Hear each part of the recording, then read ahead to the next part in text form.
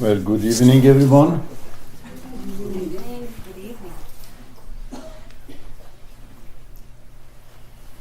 As it was mentioned, yes, turn those lights off if you want. Oh, I was trying to bring someone to the empty chair. Yeah, and cheers, yes. Please come in. Please come in. Let's be all together. Yes. I'll sit over here if somebody wants to take that. Yeah, let's all be together.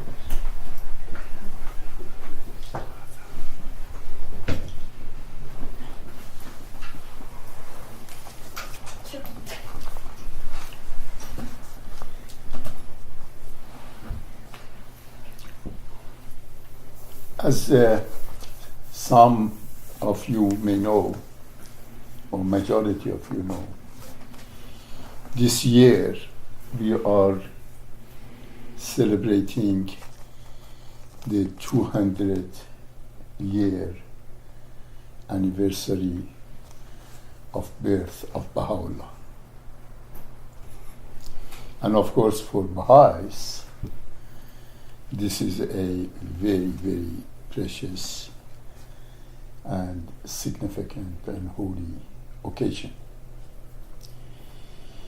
And Baha'is around the world are trying to celebrate this occasion in many ways. The most important way of which is to introduce Baha'u'llah to humanity. Because although he was born 200 years ago, humankind is totally unaware of him. With the exception of a very small number of people scattered around this world, Baha'u'llah is not known. And I thought that it would be appropriate for us to reflect on the significance of appearance of a figure such as Baha'u'llah in our world at this time. And when I decided on that, I was very excited. And that excitement gradually was transformed into anxiety. Because I began to realize that I'm not going to be able to do much of a important contribution to this process, because this is a most significant thing I have undertaken. Over the years, I have been really lucky to travel to over 80 countries around the world. I have spoken to thousands of gatherings, small like this and large. And I have talked about many topics. And I find this topic the most difficult to do justice to it, you see. So you have to forgive me if I am very coming up short in this process. So that's the preamble to these talks. To begin with, I think I should start on a personal note of the impact of Baha'u'llah on my life. I think that's the thing that I am the most familiar with. We are all born, wherever we are born, through not through our choice. Isaac Asimov said, I was born in Russia through no fault of mine. Okay. And I was born in Iran through no fault of mine. Okay. I was born there. And somebody is calling somebody, but then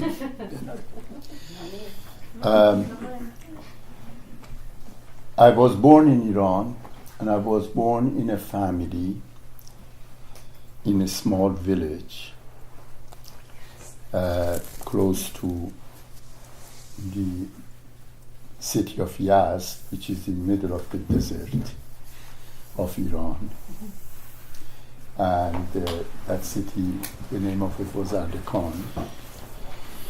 And my father was not from Ardekan. He had been born in a mountain village by the name of Banadak. And he there was born in a family whose father was a Muslim clergy, a mullah, a clergyman in Islam.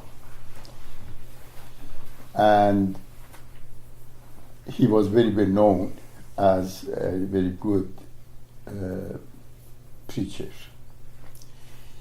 And there was a small village next to this village on the mountain that was famous for having a good number of Baha'is.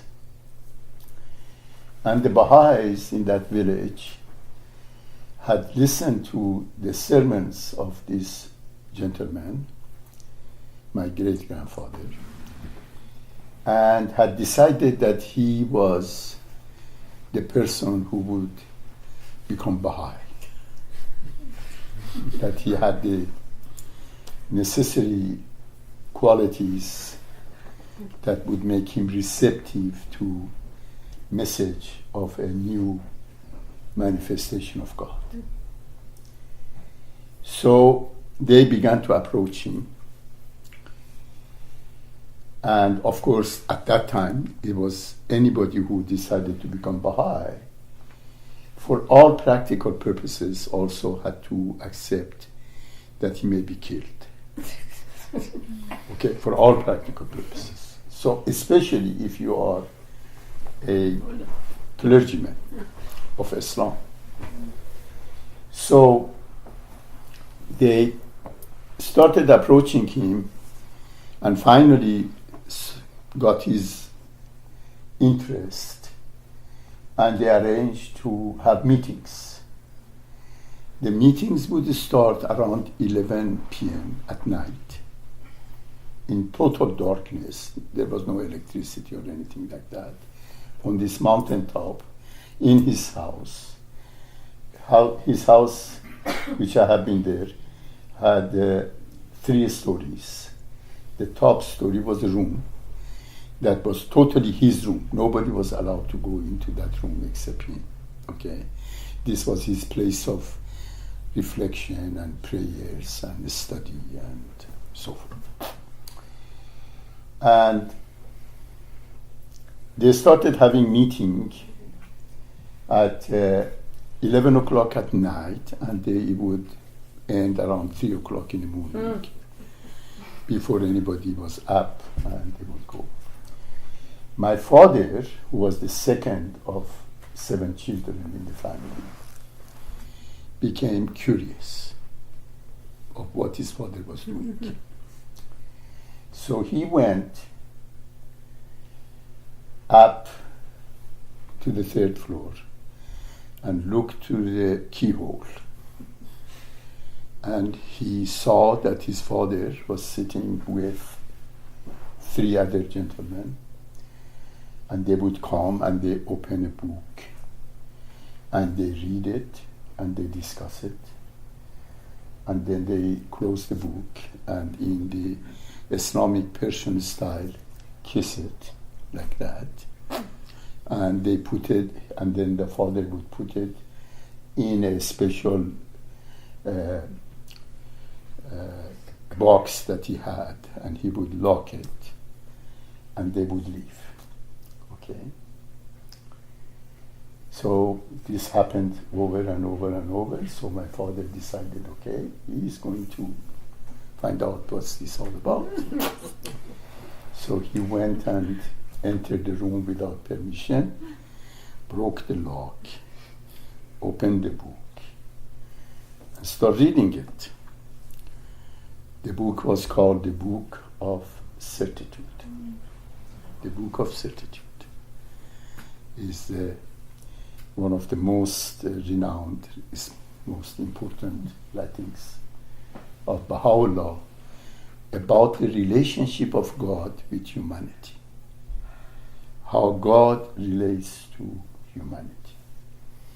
And who is the medium of this relationship.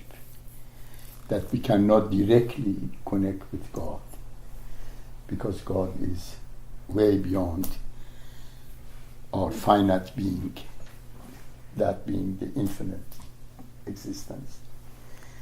And the intermediary between God and humanity, or what in the Baha'i language is called manifestations of God, which are the prophets, the messengers. In the examples of Jesus or Buddha or Moses or Abraham or Muhammad, these are intermediaries between God and humanity that come to humanity from time to time to renew the spiritual message of God, to guidance of God to humanity out of kindness and love of God. This book is all about that. So my father read that and then talked with his father.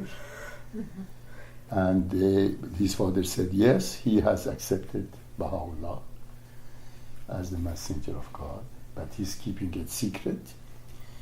And my father decided to become Baha'i. And so that's they did. And soon thereafter, my father's father died of an accident. He had an accident and died. My father left home and went to the small city of Aragon. And there he was, of all jobs, he was a tax collector for the government. And tax collectors, of course, were lucky people because they would collect money in the name of the government and cause all kinds of problems, and they were corrupt to an extreme. And here was this tax collector who didn't do these things.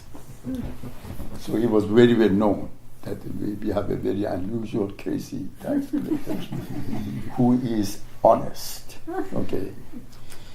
And one day my father decided that he wanted to get married. And he didn't have any family in that city. So he went to a matchmaker and said, you should go on my behalf to such a family to get married to their daughter. I know that they have a very fine daughter for the age of marriage. And the matchmaker said, what's the name? And he said, the Sadr family. He said, okay. So the matchmaker went and came back and said, good news, they have accepted. And then my father, on the day of wedding, put his best clothes on and, along with matchmaker, went towards the house of the Sadr. But they were going in the wrong direction. And my father said, where are we going? He said, well, we are going to the house of Sadrul Ulama. He said, what? He said, yes, we are going to a house of Satrul Ulama. Now, in Ardekan, there were two Satr families.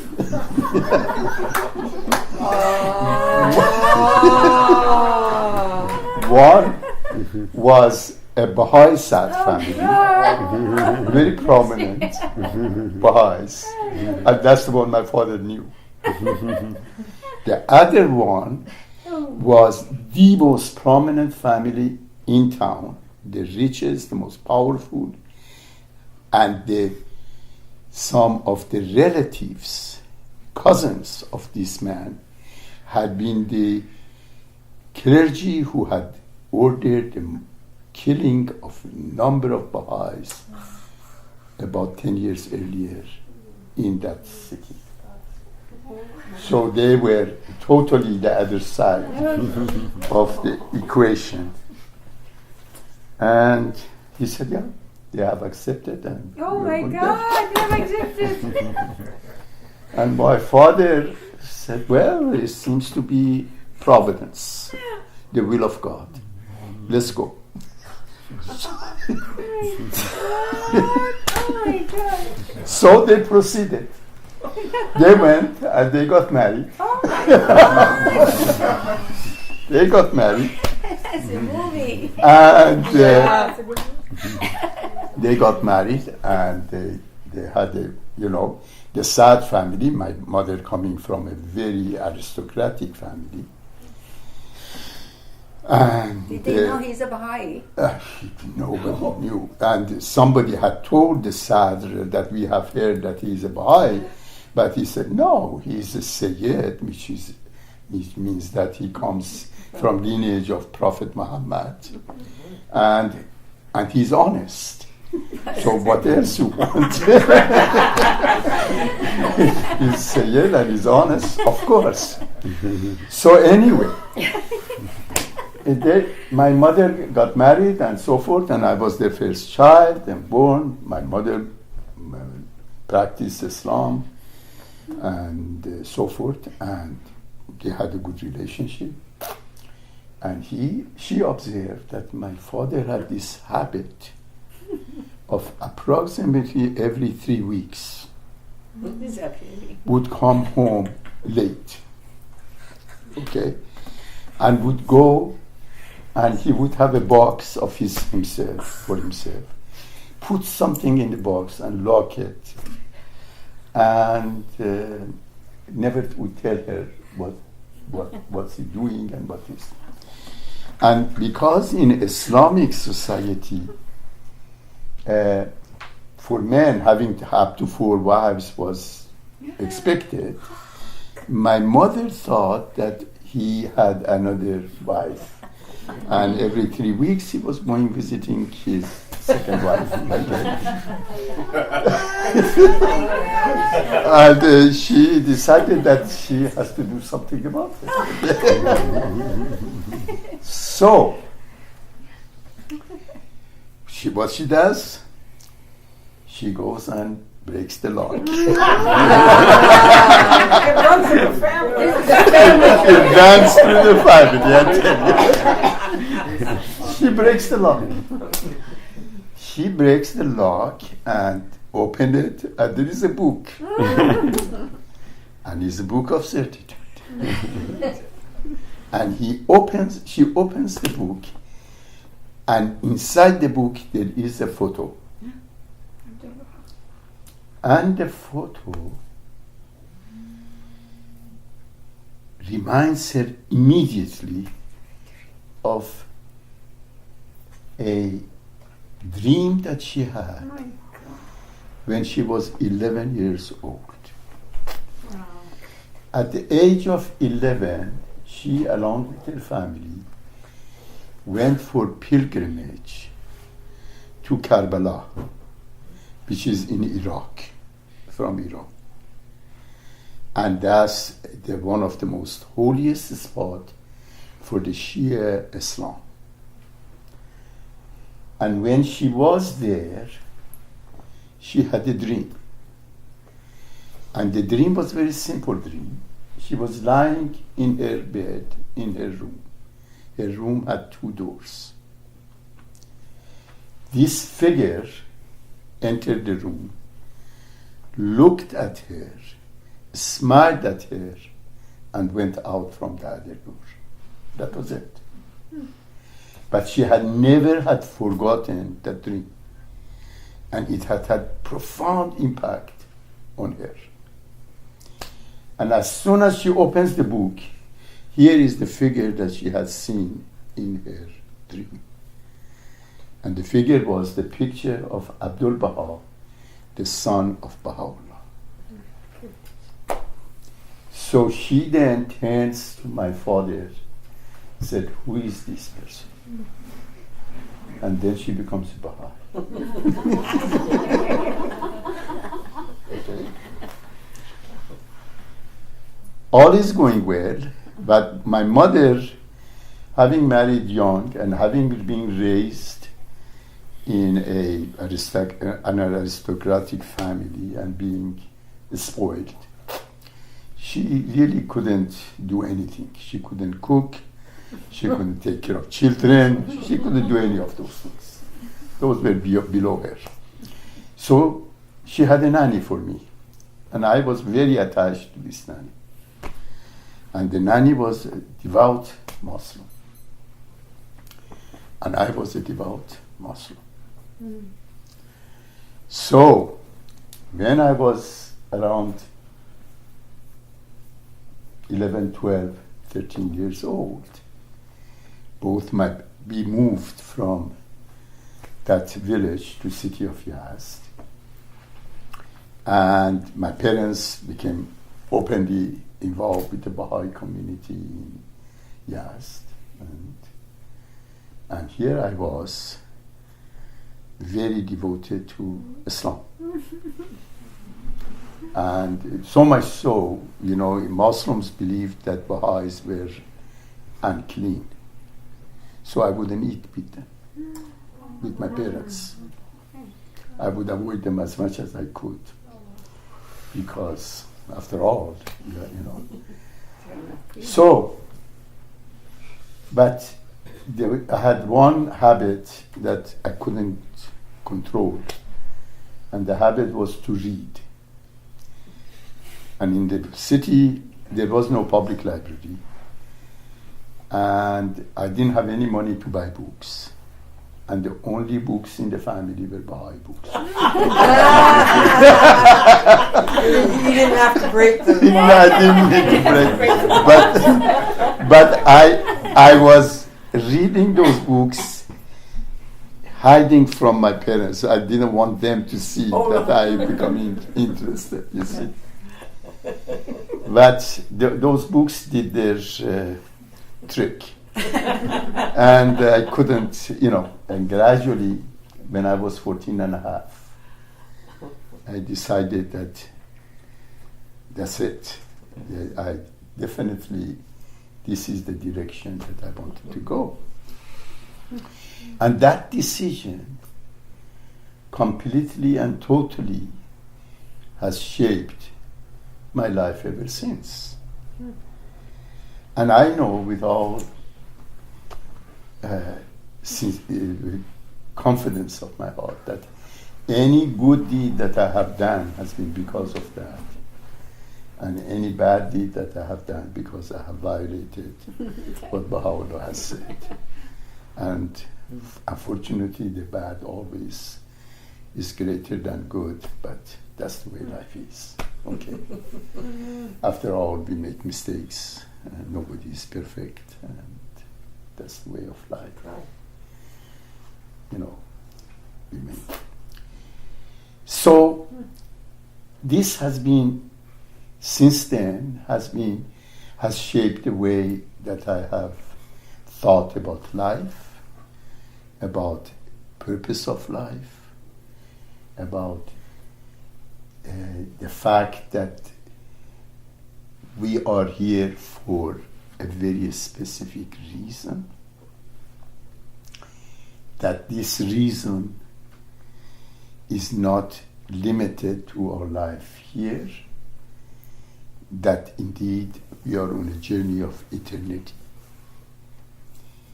And this journey of eternity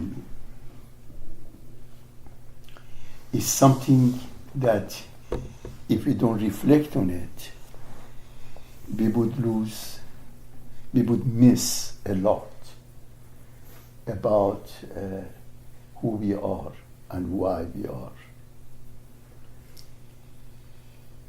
You see, during the many years, 30 years of psychiatric practice that I did,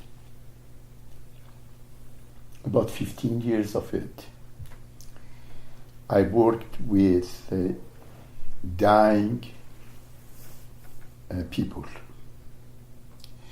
who were dying, facing death, and they wanted to know how to deal with this experience in life, especially children and young people who were facing death, either their own death or the death of their parents and their loved ones. And people didn't know, doctors and nurses and parents, and didn't know what to say to a child that suddenly they are going to die an untimely death, or their mother is going to die when they are 5 years old or 7 years old, and so forth. And so I began to reflect on that, and in the writings of the Baha'i faith, I came across an analogy about relationship between life in the womb and this life and next life that I found very interesting. When we are in the womb, we are totally unaware of this life. We don't have any idea that this world exists. But we are preparing for coming to this life. We develop eyes and lungs and big brain and all of these organs that we never use in the womb. They are in preparation for this life. And if we don't develop them, we come here not suited for living in this life. Okay?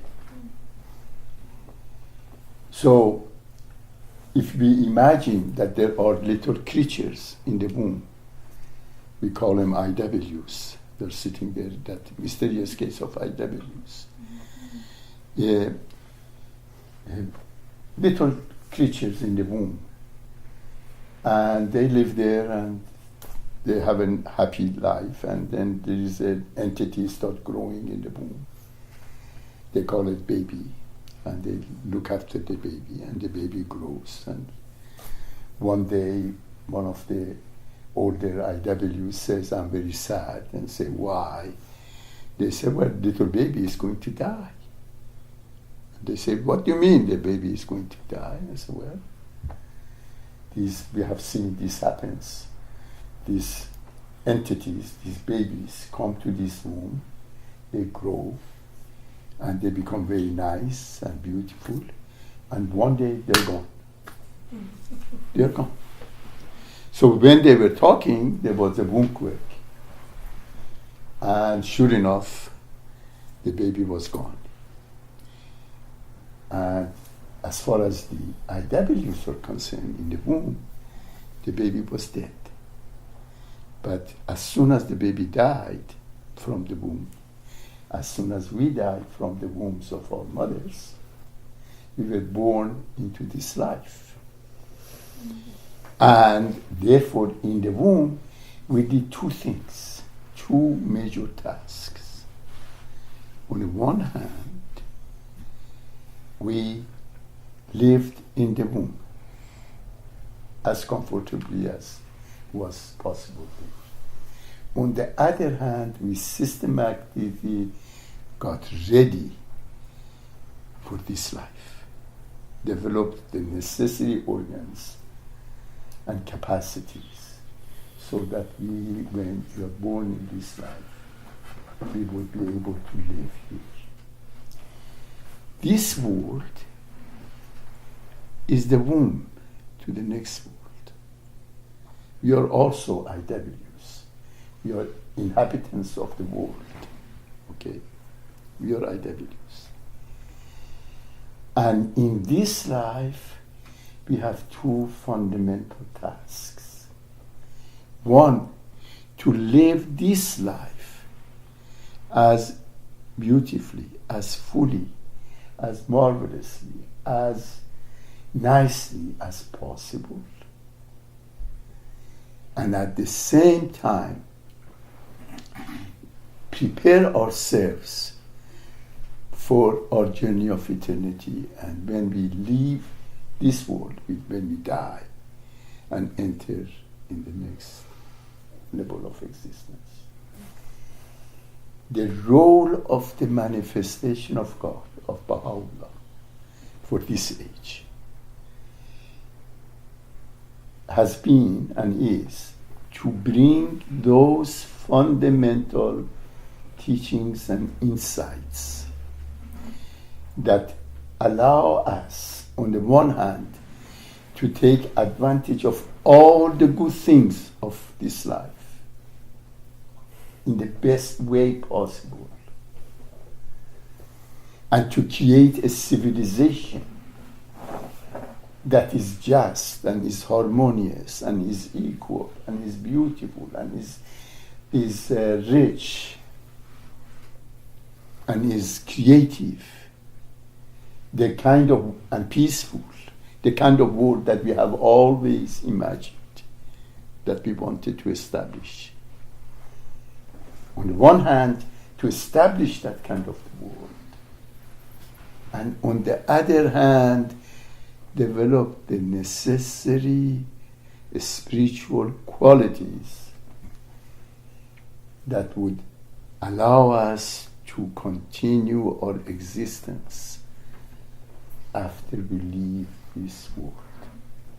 Because from a Baha'i perspective, this life is not the end of human existence. We are on the journey of eternity. And we will continue. The question really is whether we are going to be born in the next life ready or not. That's the fundamental. And that is related to the very consequential, very important quality of being human. You know, human beings, when we talk about ourselves, when I say myself, you say yourself, ourselves. We are talking about our reality, our soul, our psyche, okay, our consciousness. These are all different names of the same reality, okay, our spirit. Our soul, or our psyche, has three powers: to know, and the ultimate level of knowledge is truth, finding truth. To love, the second. These three capacities are all at the same level of importance. To know, to love, and to choose, to decide. Human will. These are the three powers that we have. Everything that we do is the outcome of operation of those three powers. Okay? Everything that we do is an expression of how and what we know and how we use our knowledge,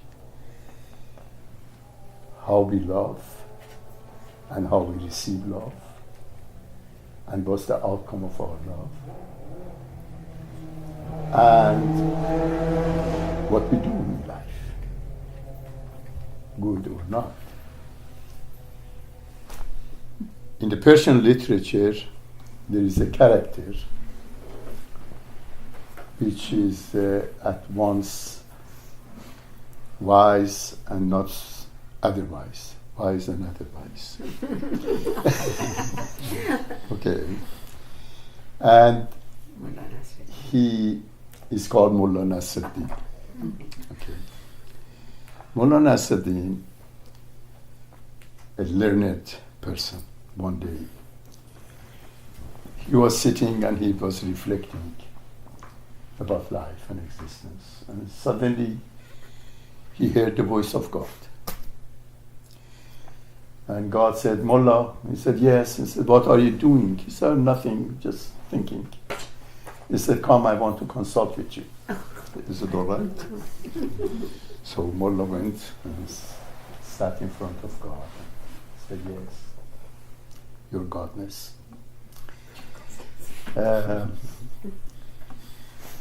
God said, well, Mullah, what do you think about my creation? You want to turn this off? He said, what do you think about my creation? Mullah said, oh, that's marvelous, God. That's marvelous. You have created these mountains and these forests and rivers and oceans and this whole universe and everything. Every time I look at it, it's just, I'm amazed how magnificent it is. You have done a marvelous job, God. God said, thank you. Yeah, they had a good discussion today. Right. And then when I look at the vegetable kingdom and all things that grow and the beautiful fruits that are there and the flowers and the rose, my God, how beautiful it is, and the delicious food that you grow on these trees and these fields and so forth. Magnificent job. God said, thank you. And then animals, just think what you have done, from the little mosquitoes to the big elephants and the whales and this and that. It's just unbelievable. God said, yeah, thank you. You like it? He said, yes. And God said, well, I'm now thinking of creating humans. Oh, Mullah said, oh, I'm excited. What's that? He said, well, we are going to create a new creation, call them humans. They are going to have a enormous capacity to understand things, to discover things, to make sciences, to make airplanes and do this and that. And God said, Mullah said, oh, that's magnificent. Oh, that's exciting. Yeah, very nice. And you're going to also make them to love. They're going to fall in love and make fool of themselves, and we have fun here watching them making fool of themselves. But it's nice. The tales of love are always nice. And we would have fun, we wouldn't be bored sitting here, seeing all these people doing stupid things when they fall in love. We said, yeah, that's nice. And I'm going to give them will, so they can choose. Mullah was quiet. He reflected for a while and turned to God and said, may I give you an advice? He said, yeah. I said, don't do it, God. Don't give them any will. They are going to break your laws. They are going to do all kind of awful things. They are going to disobey you. They are going to renounce you dead. It's going to be chaotic. I suggest that you don't give them will. Knowledge, fine. Love, fine. But will, beware, God, beware. Well, Mullah said God didn't listen. And so, see what happened. Okay. See what happened. See the world that we are in.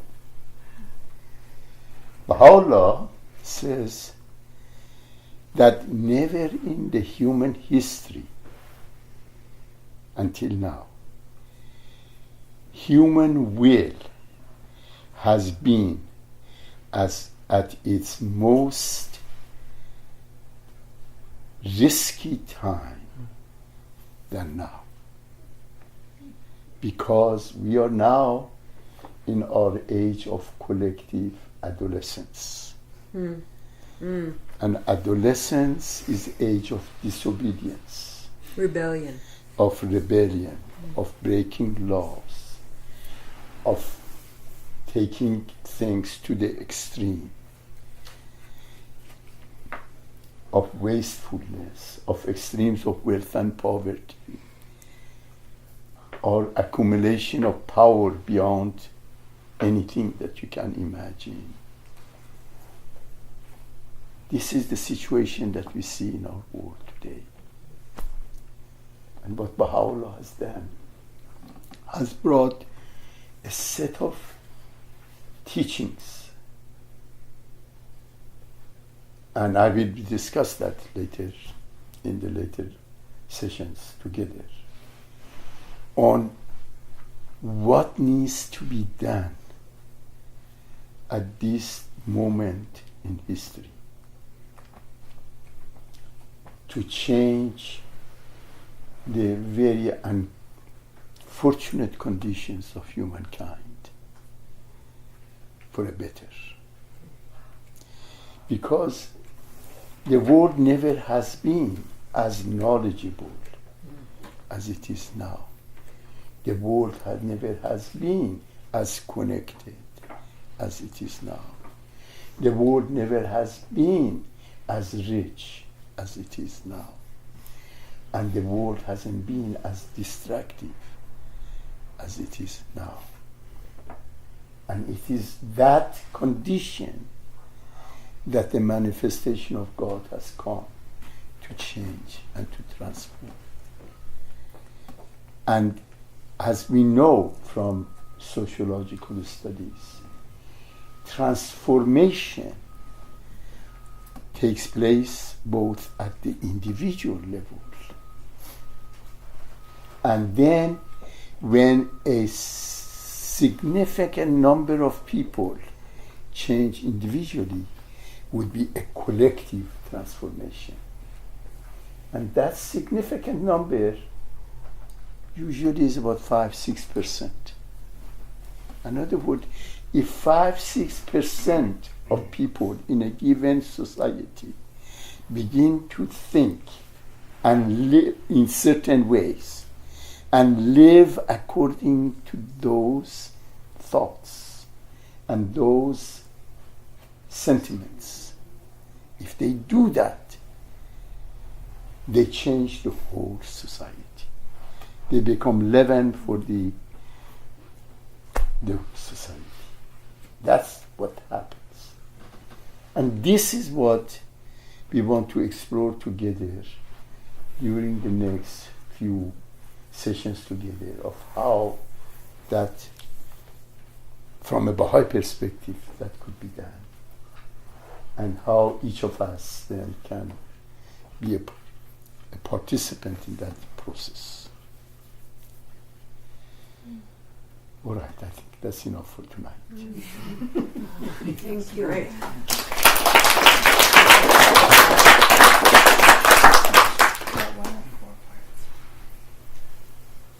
Any comments, questions?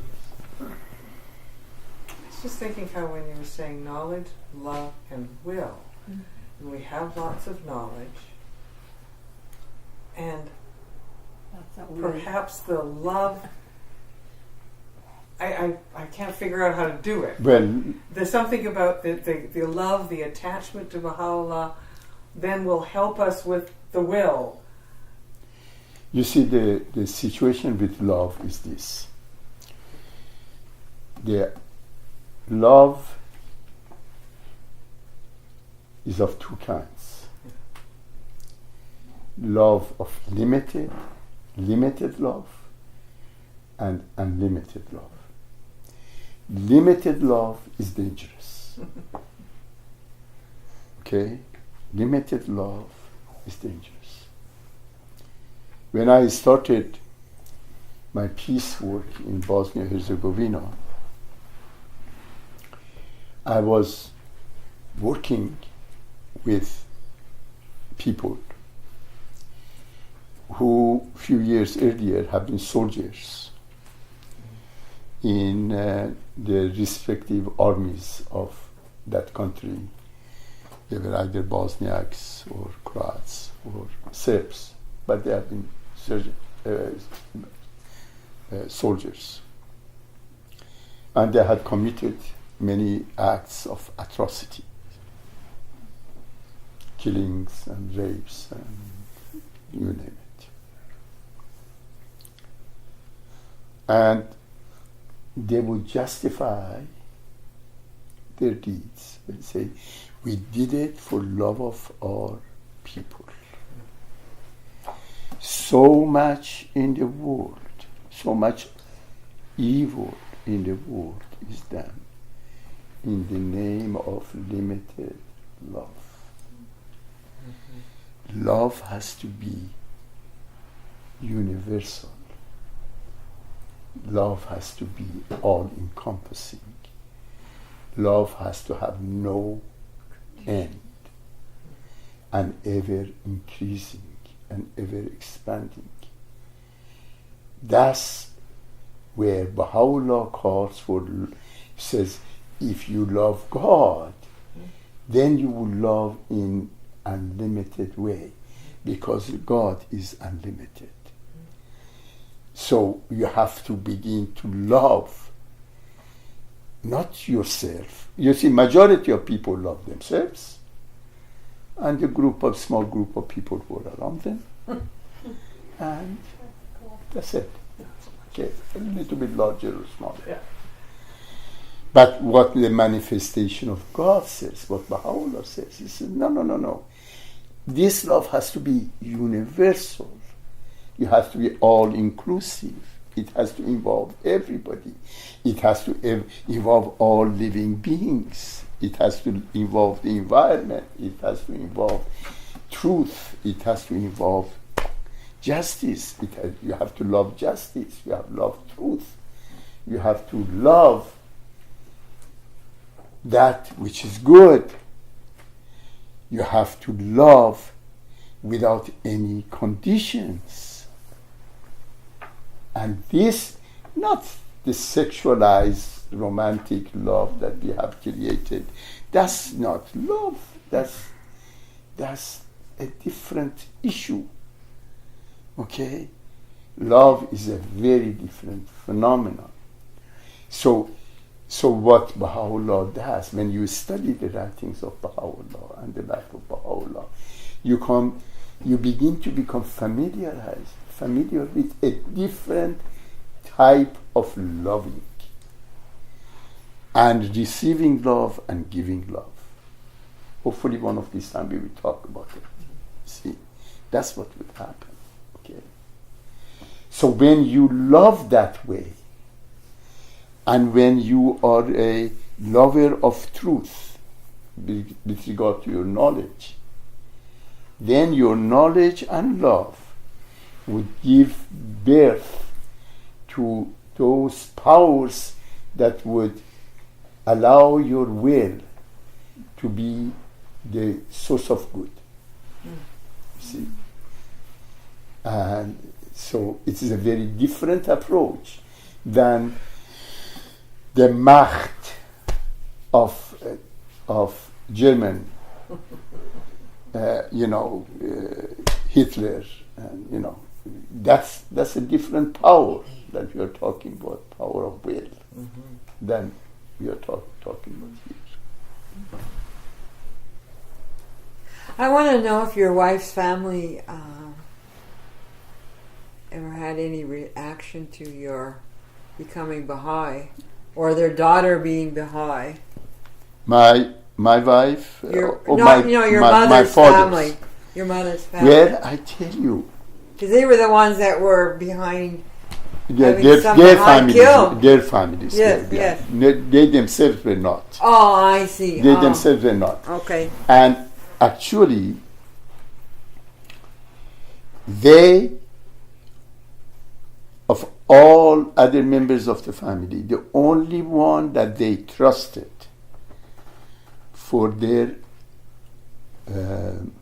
private issues of life were my father. When they wanted to say something that nobody should know, it was my father. Family secrets were. Family secrets would go to my father. They knew he was Baha'i. Oh yeah. Yeah. He was Baha'i. He was very well known Baha'i. Okay. Yeah. Okay. So it's a very interesting. On the surface, they just they said, well, what can we do? Our daughter got married, and we just. Yeah. But then they come to our home and sit and eat with us and this and that, and have times and so. I'll give you an example of the superstition, so you see what it is. My mother's mother, grandmother, had 6 children, daughters. Oh. And every time that she was pregnant, that was a boy, the boy would die. Every time. Oh. Okay.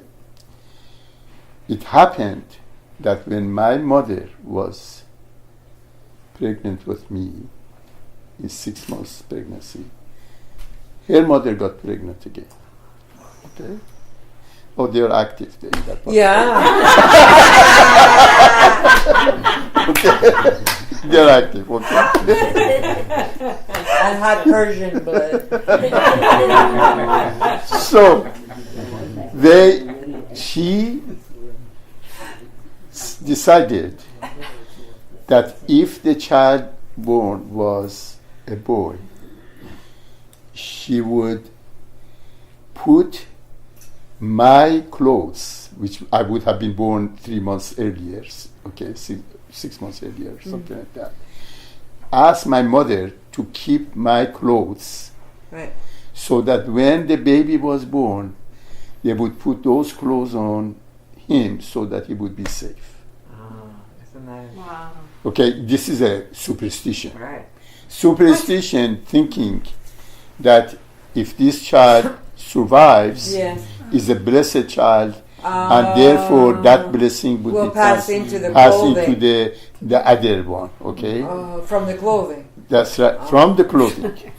And the baby was born, was a boy, and he grew up. He's alive now. The 7th child was a boy. The 7th child. What a spoiled boy. Persian boys are spoiled enough as it is. Oh, they are. That's true. Yeah. I know that. And the 7th, oh my God. Is he a Baha'i? No.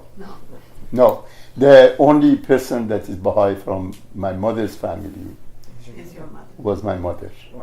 Okay. Wow. Yeah. On my father's family side, practically everybody is Baha'i.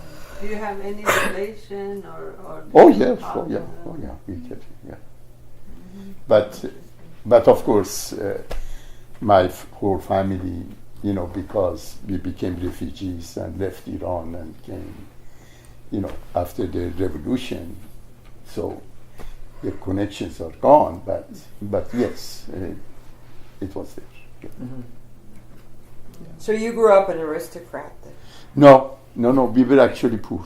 Oh. Yes, our family. My mother was from aristocratic family. Oh, so she married down. She married down, way down. Way down. He was a tax collector. But he was going the wrong way. He was going. That's right. Yeah. Well, it's a good thing he wasn't in love with the first one. It would have been heartbreaking. No, No love there. No, that's different kind of love, you know. Oh well, that one will do. What a story! That's incredible. So, no, but you see the dynamics are very different in Sure. societies like that. Yeah, of course. Very dynamic. But the point that I was trying to make is that acceptance of a new messenger of God, a new manifestation of God, at one level is a quest on the part of us, like my father's father. It was a quest. He had the courage to actually investigate a new religion and change, knowing that he was putting his life interest is a quest. And on the other hand is a gift. To my mother, it was a gift, the dream. The dream was her gift, okay? And the mistake over who is she going to get married, okay? they were a gift given to her, okay? And my mother always said, my mother died a few years ago in Toronto. She was 93, 94. Wow. And she always said, it was a gift. It wasn't, I had a dream, and then I had a husband who brought that dream to me, okay? While my father, it was a quest, and her father, his father, you see. So these are the two ways. We, as human beings, we consciously, deliberately decide to bring our will face to face with the will of God. This is our choice. Majority of humanity has decided not to. That's the reason that humanity has forgotten God. And we live in the age of godlessness, okay? But at the same time, you could make a decision to consciously, deliberately see how you're going to respond to God, to relate to God. And in order to do that, we need to learn the language of revelation, okay? Which would be what I would hopefully talk about at the next session or so. Kindly, Dr. Danesh, briefly explain the relationship of baha'u'llah with the other manifestations. I will discuss it, not briefly, and at another time, because that would be a large statement.